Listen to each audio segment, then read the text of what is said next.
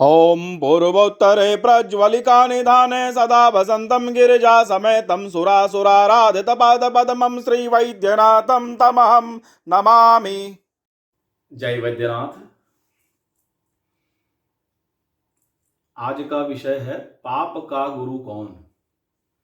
एक प्रसंग आता है, एक बार एक सिद्ध पंडित कई सिद्धियों को अर्जित करने के बाद पुनः वापस अपने गांव आए और वहां आवासन करने लगे। गांव के सभी लोग उनके पास अपनी अपनी समस्याएं लेकर आते और पंडित जी उनका समाधान उनको बताते, जो भी शास्त्रोक्त होता। एक बार एक सज्जन पंडित जी के आश्रम आए और उनसे पूछ बैठे कि स्वामी जी बताएं, पाप का गुरु कौन है, किसके प्रभाव से लोग पाप करते हैं। वो निरुत्तर हो गए। चिंताओं की रेखाएं उनके मस्तिष्क पर उभर आईं और वे इसी उधेड़ बुन में चिंतित रहने लगे। इसी क्रम में एक दिन एक गणिका वैश्या को कहते हैं, एक वैश्या उन्हीं पंडित जी के आश्रम में उनकी सेवार्थ आई और दूर से ही, चूंकि उनको प्रवेश की अनुमति नहीं थी, दूर से ही उन्होंने प्रणाम किया। और प्रणाम करने के बाद पंडित जी के मस्तिष्क पर उभरे चिंता की रेखाएं स्पष्ट नजर आ गई और उन्होंने दूर से पूछा, पंडित जी आप इतने चिंतित क्यों हैं। पंडित जी ने उत्तर दिया, मैं एक प्रश्न से उद्वेगित हूं जिसका उत्तर मुझे भी नहीं पता। पाप का गुरु कौन है। तो गणिका ने कहा, इसका उत्तर तो काफी सरल है, लेकिन इसके लिए आपको मेरे पड़ोस में आकर एक कमरे में किराए पर रहना होगा। पंडित जी ने सहर्ष स्वीकार कर लिया।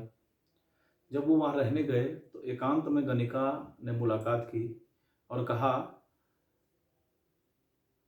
कि अब आप यहाँ रह रहे हैं, आपको रहने में तो परेशानी नहीं है, लेकिन खाना खाने में दिक्कत होगी। तो आपका भोजन मैं बना दिया करूँगी और एकांत में कभी रात्रि में आके आपका खाना अंधेरे में बना जाया करूँगी। इससे आपको खाने की समस्या नहीं होगी और इसके बदले में मैं ही आपको 5 स्वर्ण मुद्राएं दक्षिणा के तौर पर और दूंगी। काफी चिंतन करने के बाद पंडित जी ने सोचा कि कौन देखेगा, भोजन का भोजन और दक्षिणा का दक्षिणा। 5 स्वर्ण मुद्राएं एक दिन में, एक दिन के भोजन बनाने वाले ही दे रहे हैं, कोई दिक्कत नहीं। उन्होंने सहर्ष स्वीकार कर लिया और निर्देशित किया कि ध्यान रहे कि कोई तुम्हें आता हुआ देखे नहीं। वैसा ही हुआ।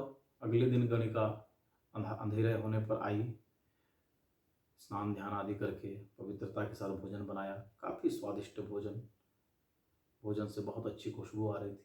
भोजन परोसा। जैसे ही पंडित जी भोजन करने के लिए बैठे, गणिका ने भोजन की थाली अपनी ओर खींच ली। पंडित जी क्रोधित हो गए, ये क्या कर रही हो, ये क्या मजाक है। गणिका ने कहा, मजाक नहीं है प्रभु, ये आपके उस प्रश्न का उत्तर है जिस प्रश्न से आप चिंतित रहते थे। पाप का गुरु कौन है। आपके शंका का यही समाधान है।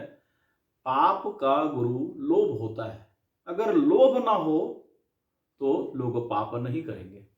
लोभेन पाप पापेन मृत्यु, लोभेन पाप पापेन मृत्यु। अर्थात लोभ से ग्रसित होकर के लोग पाप करते हैं और पाप से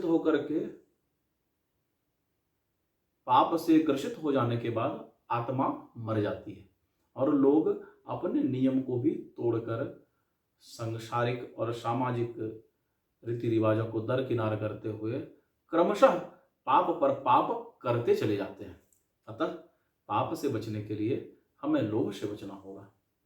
जय वैद्यनाथ, बाबा वैद्यनाथ और माँ जगदम्बा आप सभी की मनोकामनाएं पूरी करें। अगर आप सभी को यह वीडियो पसंद आए तो लाइक और सब्सक्राइब करें और शेयर करना ना भूलें, जिससे से अधिक लोगों तक हमारे सनातनी परंपरा, हमारी सनातनी सीख, लोभ से बचने की शिक्षा, पाप से बचने की शिक्षा पहुंचती रहे। जय वैद्यनाथ।